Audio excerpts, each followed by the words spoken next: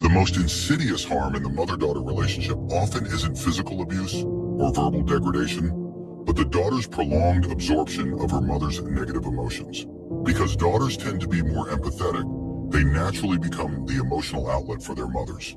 This dynamic becomes even more pronounced when the father is absent from the family, emotionally or physically, leaving the daughter as the mother's sole confidant. The daughter ends up mediating between her parents, managing her mother's grievances toward her father, and even taking on the father's role by carrying the weight of the entire family. This creates a distorted pattern in which the mother, often unconsciously, treats her daughter like a surrogate partner, seeking the kind of emotional validation that should come from a spouse. Some might argue that this kind of closeness is a sign of a healthy mother-daughter bond. But from a psychological perspective, when a mother frequently vents to her daughter, it actually constitutes an unconscious form of emotional energy extraction. Complaining is at its core a form of emotional discharge.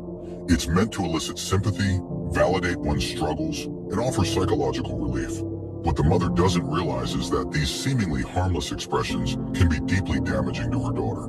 Daughters in this dynamic often suffer from a profound lack of self-identity and internalize distorted core beliefs such as, I'm a burden, I'm unnecessary, or even my existence is a mistake.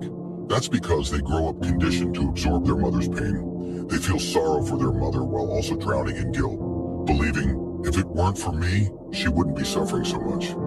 This distorted self-perception gradually erodes their sense of self-worth. From a psychoanalytic standpoint, daughters have a deep need for empathy. A mother's emotional stability directly impacts her daughter's sense of safety and, to a large extent, shapes her future happiness.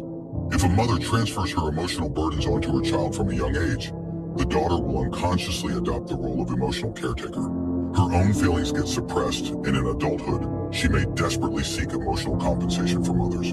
Some women develop extreme patterns, harboring resentment toward men, resisting intimacy, and believing that men are untrustworthy, ultimately making it difficult to form healthy, close relationships.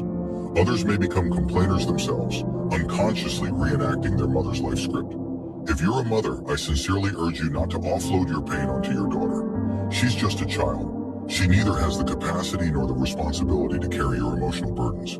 Your issues should be addressed by those capable of helping you, not handed down to your daughter as an extension of your misfortune.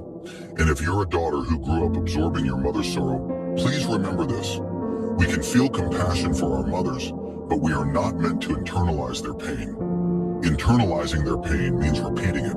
Each of us has our own life lessons to learn. Your mother's unhappy marriage is her lesson. Yours is to live as a whole, authentic self. Don't let